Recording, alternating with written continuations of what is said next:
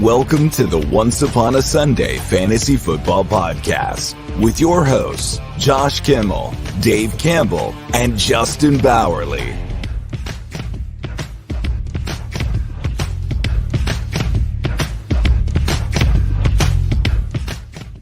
And welcome back to the Once Upon a Sunday Fantasy Football Podcast with your host today, Justin Bowerly.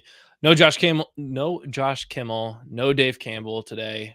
They are currently literally battling Hurricane Milton out, guns a-blazing out in their yard.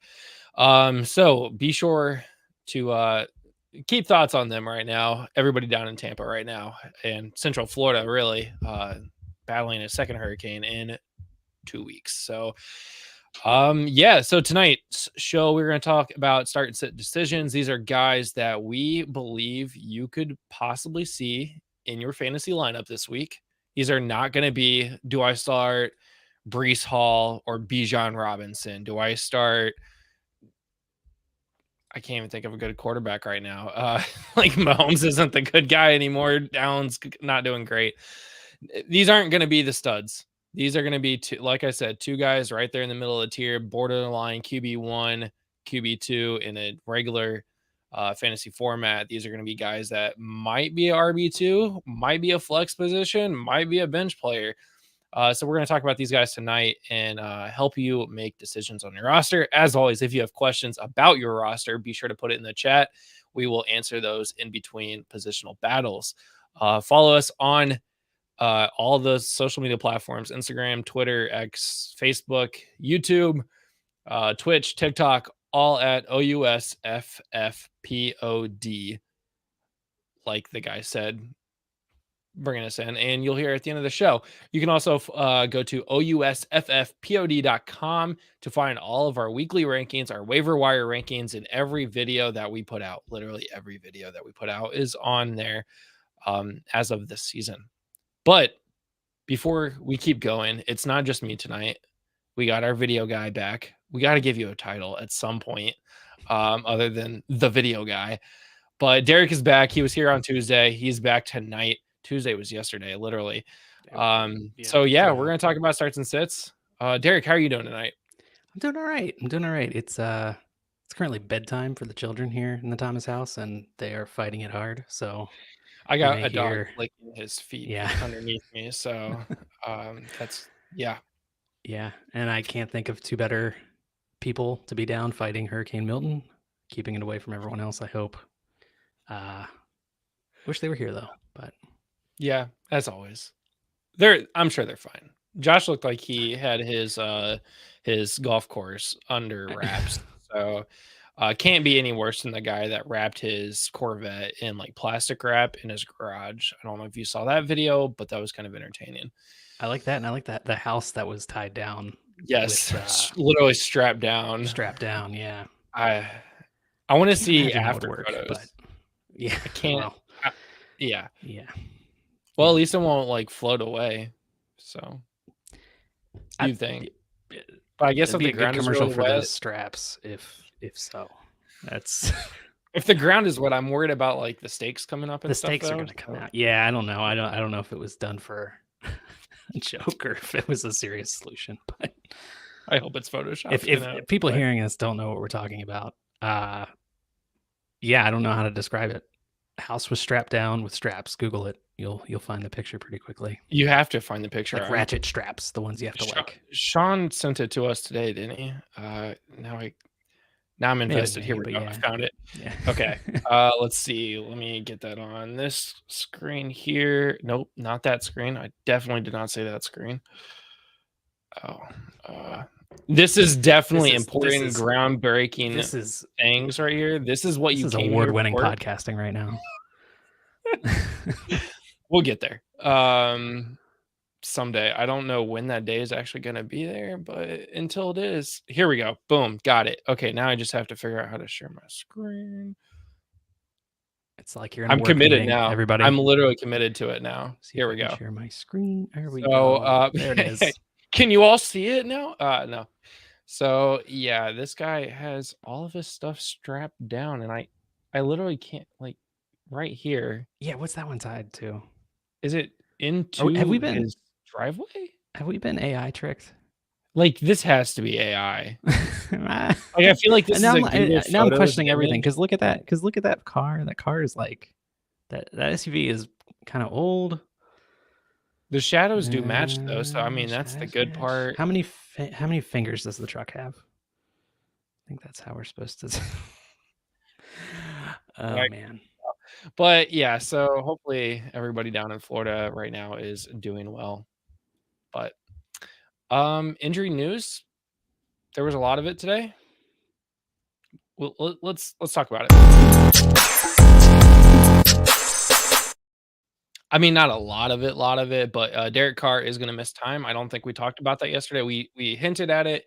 Maybe Spencer Rattler, maybe Jay Kaner. It looks like it is going to be the Spencer Rattler show this weekend. So that is definitely something you probably should look at. And if you haven't put a waiver claim in because you have Derek Carr, like I do in a league, maybe go put in a waiver claim for Spencer Rattler. I think Olave season is here finally. I think Rattler's actually going to use Olave. Too bad I've already used Olave because I was disappointed. Yeah. So other news, we talked about Aiden O'Connell yesterday, or was that today? We didn't. That was today, I think. That happened for the Raiders. This is not injury news, but they are benching Gardner Minshew. That sucks.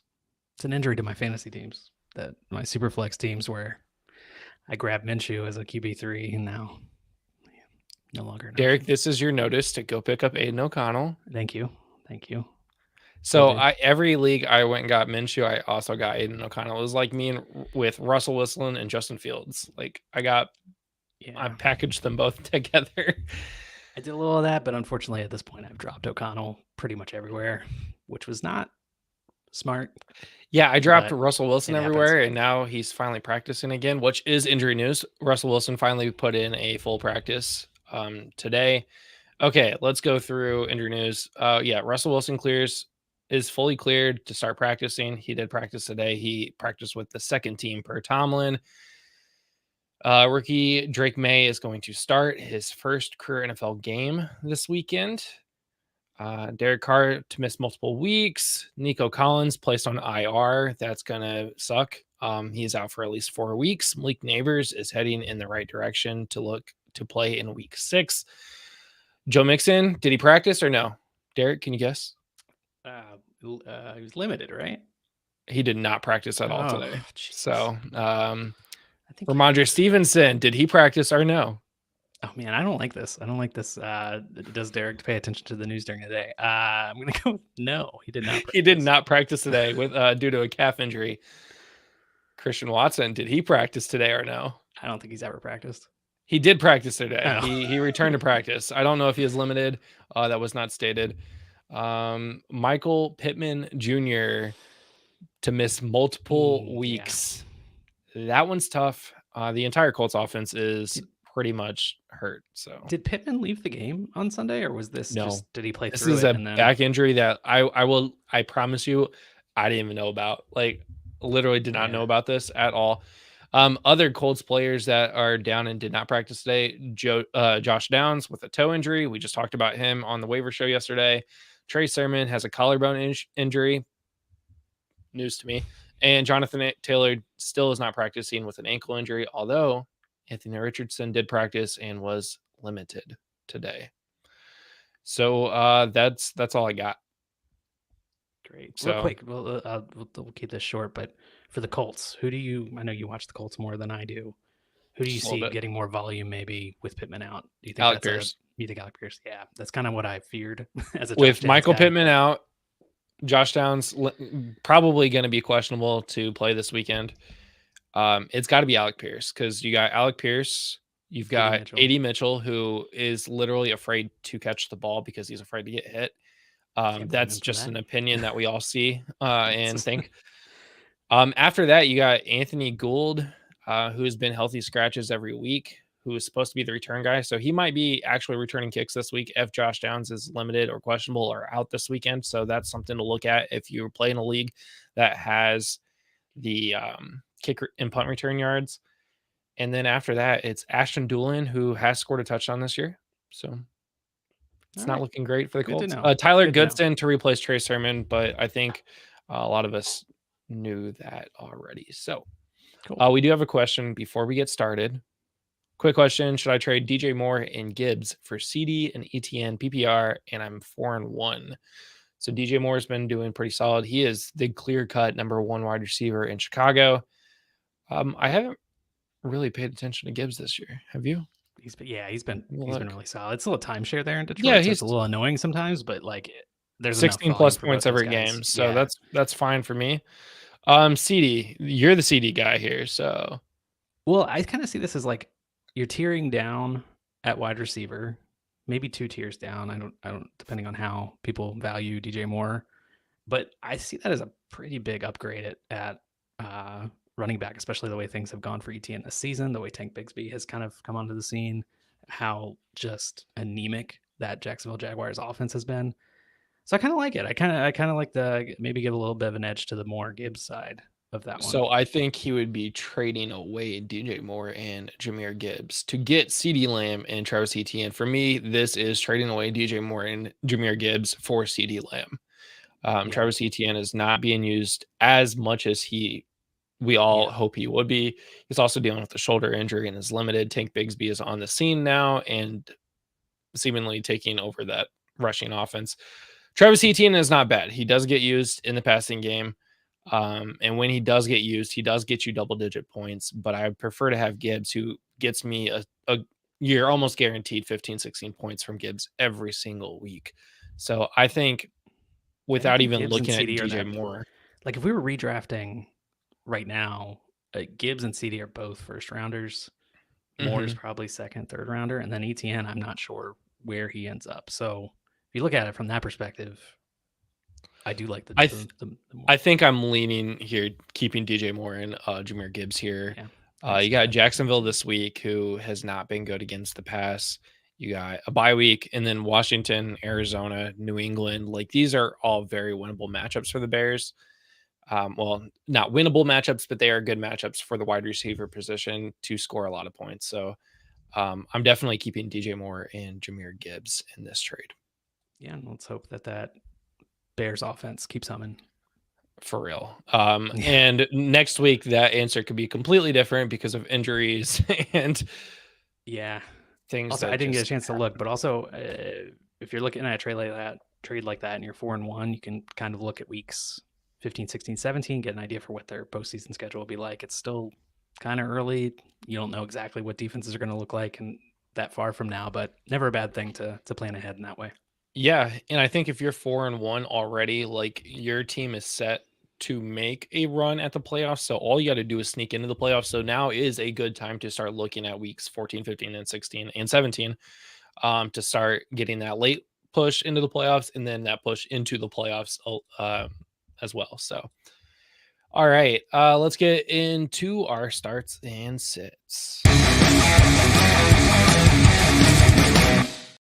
So first up here, we have Dak Prescott or Kirk Cousins. The Cowboys are hosting the Detroit Lions this week, and the Falcons are traveling to Carolina to play the Panthers. We just saw Kirk Cousins have the game of his career, throwing 58 passes, completing 42 for 4 touchdowns, and scoring 35 points. Meanwhile, Dak Prescott played on 2 different nights and threw interceptions in 2 different days in the same game. But still put up 18 points against the Pittsburgh Steelers. Derek, I want to ask you, Dak Prescott, how are you feeling about him this season? Really solid. I mean, I think we're seeing a little bit of regression from kind of a ridiculous season he had last year. I mean, if you go back and look at his 2023, you can make a solid case that he was like maybe number 2 for the MVP, maybe number 1. I wouldn't argue too hard if you put him over Lamar. And I think this year, it's been a tougher schedule. Cleveland's pretty good on defense, and that game was kind of a weird game flow. New Orleans, they got blown out pretty early and then just couldn't claw back. And that defense is not bad. And then, Baltimore, New York's apparently pretty good, and Pittsburgh's a good defense. So if you're feeling a little bit like let down by Dak Prescott so far this year, his schedule is about to get a little bit more friendly, not too much. They play a really tough schedule this season, But I think overall, he's a little bit below expectations, but I don't think it's time to panic on him yet. Yeah, I mean, he's still QB8 on the season so far for fantasy. Kirk Cousins is sitting at QB13, which is borderline QB, like starting quarterback in non-superflex leagues. So that's pretty good. The Lions have given up the 4th most passing yards per game, which does lead to Dak Prescott doing seemingly pretty well with CeeDee Lamb. This might be a good game for CeeDee Lamb as well. The Lions are coming off of a bye. They are 1-1-1 with Dan Campbell as the head coach. So take that as you will. That's what our stats department came back with. Thank you, Josh. Dak is tied for 3rd in picks this season with 4. That's, again, take that as you will. There's more quarterbacks that have Patrick Mahomes has thrown more than that. Kirk Cousins has thrown more than that. And Kirby Joseph on the other side is 2nd in interceptions this season. So it could be a tough game script. I don't know how you take that. Kirby Joseph being 2nd in interceptions, but they also give the 4th most passing yards per game. Yeah. I think what the best thing Dak has going for him, well, it's 2 things. One, they're playing at home, which they've lost, I think, their last 3 home games dating back to last season. But playing at home should be a little advantageous for that offense. And also that game has the highest over under for the week. So Vegas expects there to be a lot of points. They expect it to be a shootout. So those are good signs pointing in the direction of Dak being a good guy to start this week. Now, if you have Cousins on the other side, you got a little bit of a dilemma because he's coming off a really, really great week. He has extra time to prepare for his game this week against Carolina, who just got torched by Caleb Williams, who looked bad previous to that. So that's a little tempting, looking at, and they have the 3rd highest implied team total of any team this week. So if you have both those guys, Justin, what are you thinking with those 2 guys? I guess I'm supposed to ask you the question, man. Oh, no, I'm the host now. I took over. I'm the captain now. Yeah. So I think I have to go with the guy that's been doing it. It's Dak Prescott, who has been the more consistent of the 2 quarterbacks. I do have Dak Prescott in leagues. I have been pretty happy with him. I haven't considered dropping him not dropping him, but benching him for others. If you take out the game that Kirk Cousins just had, that 35 points, can you guess where he would be sitting right now in terms of rankings? I just happen to be looking at his stats right now. I'm going to guess the 20 range. QB 25. He would be QB 25 without that 35-point game. Because of the 35-point game, he is boosted to the QB 13. That was a shootout with Tampa Bay. Tampa Bay has been scoring a lot of points. The Falcons had to score a lot of points. They took Bijan out of the game. Literally every receiver blew up. I don't see that happening with Kirk Cousins again. He's 36, throwing the ball 58 times. I don't see that even with Carolina. I think they're going to get up on Carolina, and then they're going to move on to Bijan Robinson, Tyler Algier, and get the running game more involved in this game. If you look at his other highs, his 2nd most highest scored points is 17.5 points this year in week 2 against the Philadelphia Eagles. Again, it's the good teams that he has to score a lot of points to beat where he's getting more points. He's had 2 games under 10 points. That's not great. I know week 1, he was getting used to that offense, but week 4, just a week ago, right before this last 35-point game, he scored 8.5 points. I'm going to go with Dak Prescott. He's guaranteed to give you at least 15, 16, 17 points. I think I'm going to take CeeDee Lamb and the Cowboys offense against one of the teams that gives up the most passing yards per game and go Dak to start. What about you? Yeah, I think I agree with that. I think I would also start Dak over Kirk. The other thing Dak has going for him is he doesn't run the ball too much, but he does have 8 carries for 24 yards this year, including a game where he had 12 yards. And that, it may not sound like much, but that 1.2 points almost cancels out an interception or a fumble if he has one. So that's not something you're going to get from Kirk Cousins at all. So that's kind of a nice tiebreaker for me between those two, is that somewhat rushing upside. And you also have a nice floor there with Dak. I think, like you said, we can expect double digits from Dak regardless how that game goes. Yeah. Yeah. All right. Well, let's move in to our running backs. This week we've got Cam Akers with the Houston Texans or Jerome Ford with the Cleveland Browns. The Texans are traveling to New England to play the Patriots in Drake May's first game, and the Browns are traveling to Philadelphia to play that tough Eagles defense. So let's start here. Derek, how about Cam Akers and Jerome Ford? Who are you going to start this week? Oh man. It's not good. This is tough, man. It's just the Browns are just a disaster of an organization. And I mean, they're getting blown out each week. That's really capping what their running backs can do. They just aren't. They have no rhythm on offense. They don't sustain drives. They don't. There's just not a lot going for them. And now they travel to Philadelphia. Philadelphia's coming off a bye week. Philadelphia has one of the best interior defensive lines in the entire NFL. I don't like those factors for Jerome Ford. And on the other side, you have Cam Akers, who got out-snapped last week by Dare Agun. Did this yesterday. Just talked about it yesterday. I practiced how to say his name today, and I can't do it now. But they have the better matchup. They're going up against New England. It's Drake May's first start there. I gotta think that's going to be a positive game script for Houston. Assuming Joe Mixon doesn't play, he hasn't practiced.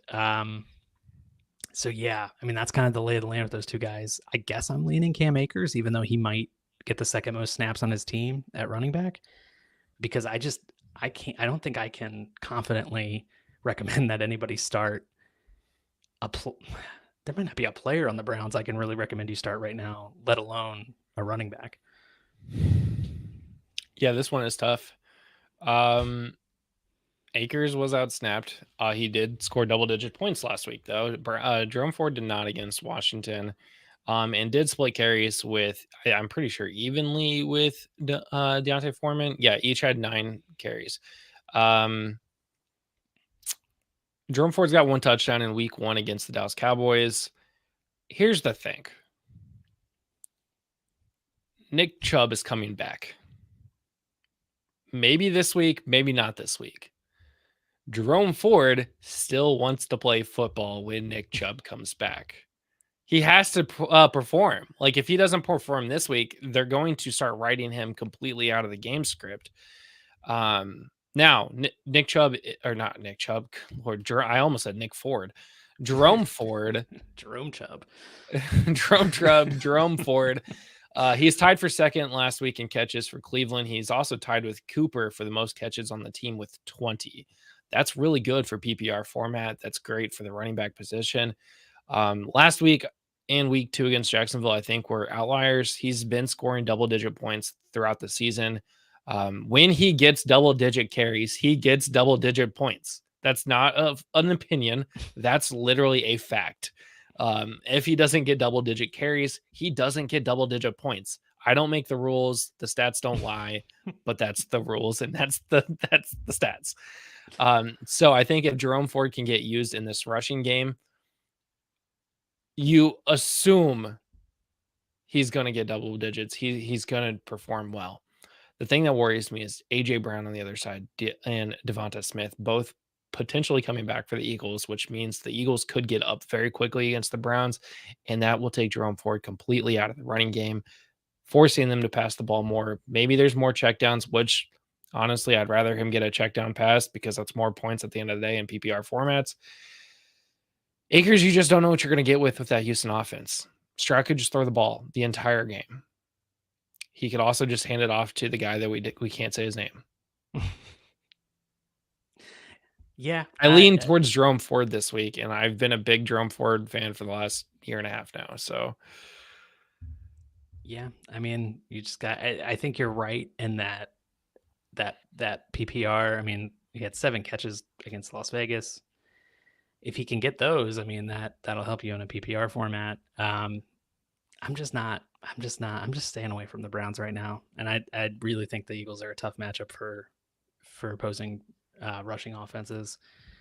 So as much as I don't like it, I think I might go Cam Akers, even if he's the backup there. I don't know. I don't feel good about that one. Don't feel good. I'm not super confident about it, but I think I would go Cam Akers. Okay, well, we'll check there back. you go. And this is why we have the show. Hopefully one of us informed you to convince you to start one player over the other, because we can't give you a clear direction. Josh and I tried that last week. And in fact, our entire show, I want to give you a little bit of stats here. Last week, our show went 4-0. Every one of us picked the right person to start this last week because we all agreed on the same people. This week, we're already 2 players in and we disagree on one of these. So check back next disagreement week. Though. Maybe go with the guy who's more confident. That's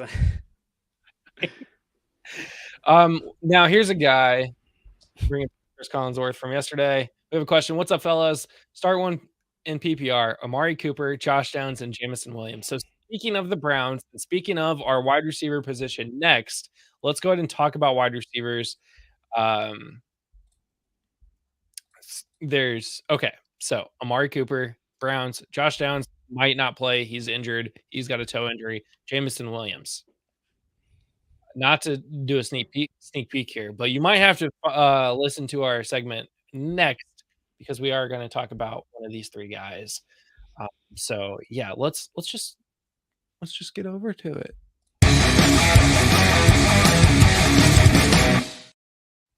Wan'Dale Robinson or Jameson Williams. The Giants are hosting the Cincinnati Bengals, and the Lions are going to Dallas to play the Cowboys, like we've already talked about. So the question was, again, Amari Cooper, Josh Downs, Jameson Williams. I would go ahead and take Josh Downs out unless he's absolutely playing. But even then, I'm not even going to lie. I'm just going to lean towards Jameson Williams on this. Amari Cooper and that Browns team, I'm scared of. Josh Downs, if he plays, start him. But right now, it's Jameson Williams for me. I'm with you. The Eagles have been a little friendly to opposing wide receivers this year, so Cooper could benefit from that.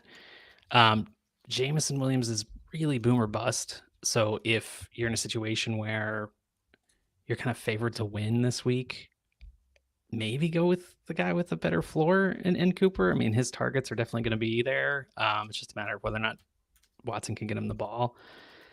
But if it were me, in most situations, I'm going Jameson Williams out of those 3, unless I think if Downs is healthy, I go with Downs, but it's close. But yeah, I think I would go Jameson Williams.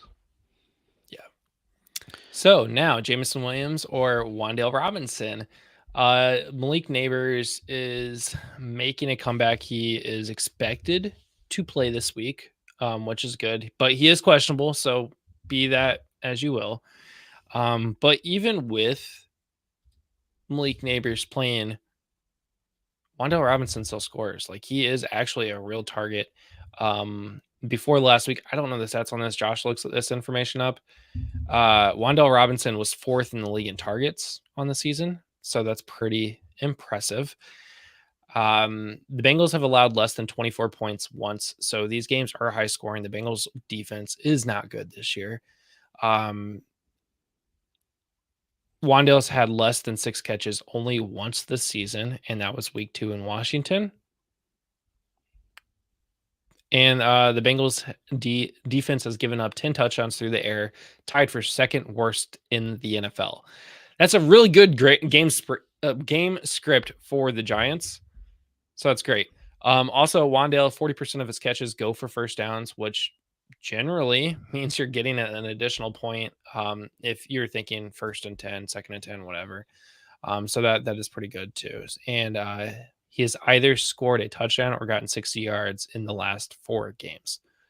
Wan'Dale is a real threat to fantasy football. Yeah, he's a PPR king right now. I mean, you were just referencing the targets. Malik Neighbors is 2nd in targets with 52. That's without playing one of the games. Yeah, and then Wan'Dale is 3rd with 47.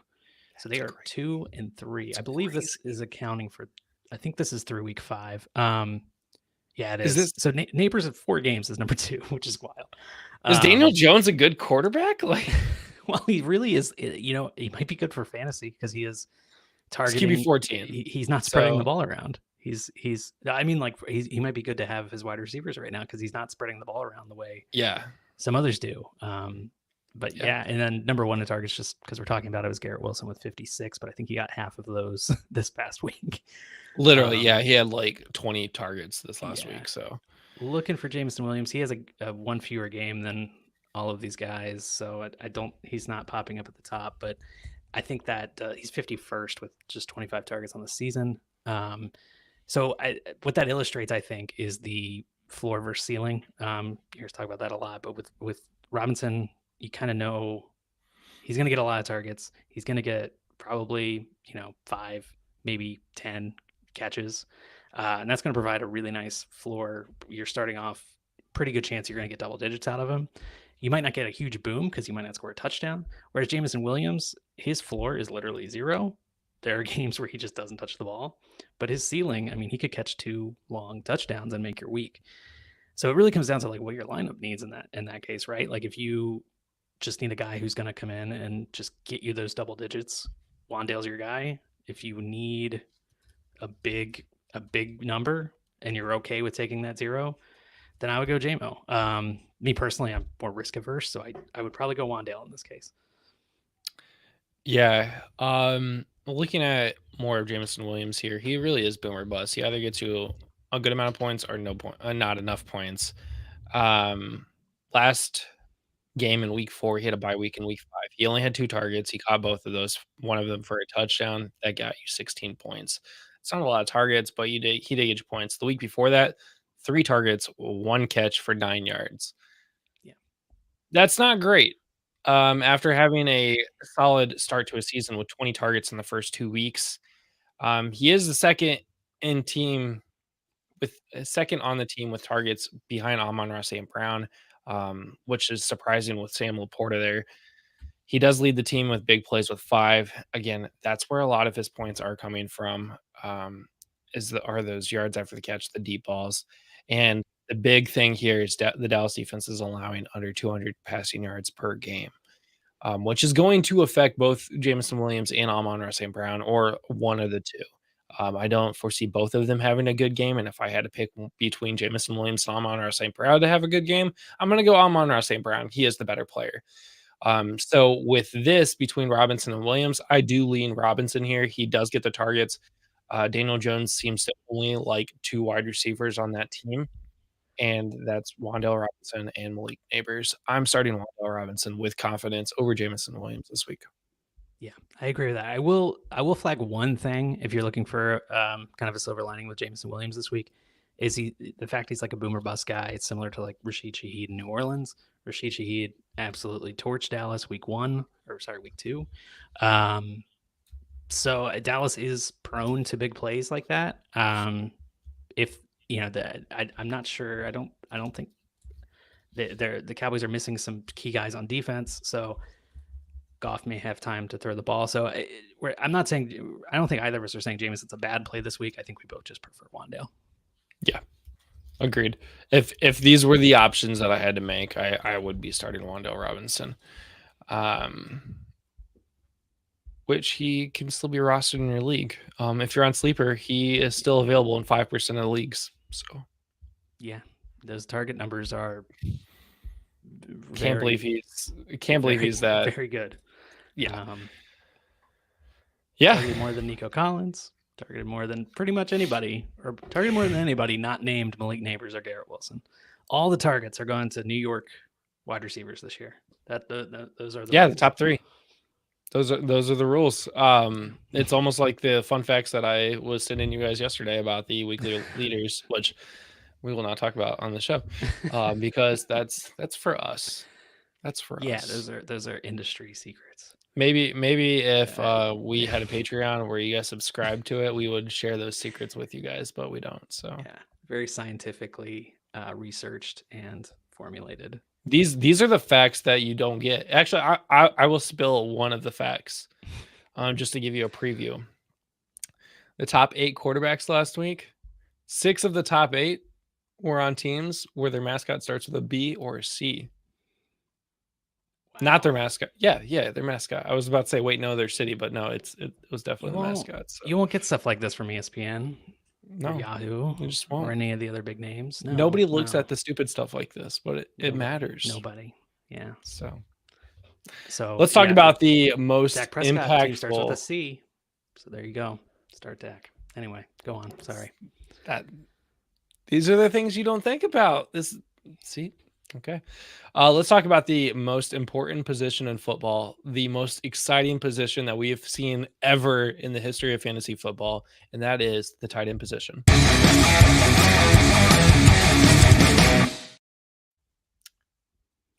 Everybody sucks. That's the show. This week we got Zach Ertz or Brenton Strange. Pass. No, I looked at this. I was like, oh, I made this based off of the weekly rankings, and I was like, these two are like near each other. Like this could be cool. Zach Ertz, is on the Commanders. Like Jaden Daniels is great. Zach Ertz should be getting the ball, right? He had 8 targets last week and scored the least amount of points he has all season. Only 2 catches for 10 yards. That is a little bit tough. I really expected the notes for this sheet from our stats and analytics department to say, this matchup sucks. Why are you talking about it? But Ertz is second on the team in targets. Who's getting the other targets in the Commanders? Yeah, it's well, I mean, they got a bunch of journeymen there. It's Terry McLaurin. And then you got Olamide Zacchaeus. And yes. Noah Brown, I think, is there. Diami Brown. And Diami Brown and Noah Brown, both of them. They got 2 Browns. There. And Luke McCaffrey is allegedly there, although no one's seen him. Yeah. No one's. If you've seen Luke McCaffrey, please let us know. They have Austin Eckler. I almost expect Austin Eckler to lead the team in targets, but he doesn't. Ertz has yet to find the end zone this season. The Ravens ranked 26th against tight ends, allowing an average of 7 points a game to them. So that's good. It's good-ish. Ertz does average 9 points per game. I don't know how. I'm sorry, 9 yards per carry. It's been a long day. This matchup sucks. I don't think that was right either. Yards per carry. He doesn't have catch any carries. Yeah, what are we doing? Yards per catch. Yards per catch. Oh my god. Commanders start with C. So let me just read the note. Averages 9 YPC. There you go. Yards per catch. And Baltimore allows the second most yards per game through the air. Yeah. So. To tell you a little bit about the state of the tight end position, week 2, I had a friend ask me if he should start K-Dotton or he said he had to start K-Dotton, something like that. And I was like, so you're going to start him and risk the 0? I'd probably just bench him and just take the guaranteed 0, right? And that week he scored negative 0.4 points. He would have been better off not starting a tight end that week. But that's not the situation we're in right now. If you have Zach Ertz or Brenton Strange, I just wanted to tell that story because I think it's emblematic of the state of things at the tight end position in 2024. So here's the deal about Brenton Strange. Coming on the scene because of Evan Ingram being injured. Evan Ingram is listed as questionable this week. He was limited to start this week. He's gotten 4 targets on the entire season, and that was week 1 before getting injured. Strange did put 12.4 points up against the Colts last week, only on 4 receptions. He did have a touchdown. He's gotten 2 touchdowns this season. And he's caught 2/3 of his targets, 12 catches out of the 18 targets, and half of those are for first downs, 6 first downs on the season. He's 5th on the team in targets, which I'm not really surprised by that. He's 2nd on the team in touchdowns, though, so 2. And then the Bears defense is top 10 versus tight ends, averaging only 3 points a game to them. So on one side, you're looking at really good with the tight end matchup with Zach Ertz. The other side, you got Brenton Strange, who might be battling Evan Ingram if he comes back in this week. I would assume if Evan Ingram is playing this week, he's going to be very limited in his snap count, which leads to Brenton Strange getting targets. He's proven that he can be effective on that team, especially in the red zone. I think I'm going Ertz just because that Washington offense is playing better than the Jacksonville offense is. It's really as simple as that for me. So I see more red zone opportunities, and what you're really looking for with tight ends like this is a touchdown. It's the most touchdown dependent position in the league right now. And I just kind of give the edge, even though Ertz hasn't scored one this year. I give him a little bit of an edge because I just feel like Washington's going to have more scoring opportunities than Jacksonville. Just because I even though they kind of popped last week, I'm apprehensive with the Jaguars offense right now. I agree. And I don't want to sound too bad about this, but the Jacksonville Jaguars offensive players last week, that was a fluke game. That's against a team that hasn't beaten them in 10 years in their home city. That the Colts defense always makes the Jaguars look really, really good. In Jacksonville, they always put up career numbers. That was Brenton Strange's best game. That was Tank Bigsby's best game. That was Christian Kirk's best game. That was everybody's Trevor Lawrence's best game. You're not going to see that again. And I know they're going to London. I know they're basically the home team in London. But the Chicago Bears defense is legit. What Matt Eberflus is doing in Chicago is doing great for the defense. They're starting to figure out that offense. And I think they're going to be able to handle the Jaguars in London. London games are never usually super high scoring, and they're honestly usually really boring, except for apparently the Jets versus Vikings game.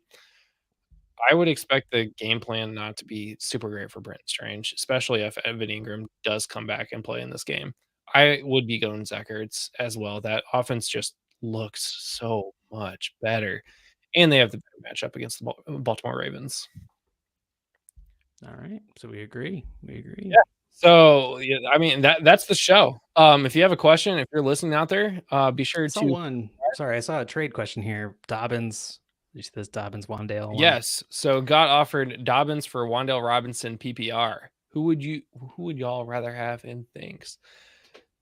Wan'Dale Robinson. Really? I think let me go look at Dobbins again. Has he played 8 games yet? I think people forgot about him because they had a bye week this week, and I think they played Pittsburgh, they played KC. That's 2 tough defenses. Yeah, you might actually. It might be a good buying opportunity right now for J.K. Dobbins, because I do think that team's going to run the ball a lot, and his bye week's already passed. I don't know. I'd feel good about getting Dobbins in that deal. That's fair. I do like Wan'Dale a lot too. I mean, PPR. I want to know. We were just talking. I want to know what other players you have. Like, what are your other running backs? What are your other wide receivers? That's always important when you submit a question like this for us, because I mean that does matter. J.K. Dobbins again, had 2 games under 10 points, but he also had 2 games over 20 points. He's got Denver, Arizona, New Orleans coming up. Totally not prepared for this question, so let me just look up those matchups. I mean, I was actually looking at Dobbins today because I do think he's a good buy low guy right now, because people might be thinking the first 2 weeks were a fluke, that sort of thing. I think he's going to be a focal point of that offense, and Etienne, Barkley, Marvin Harrison, and Jaden Reed are current starters. So I'm going to assume based off of that, you are playing 2 running backs, 2 flex.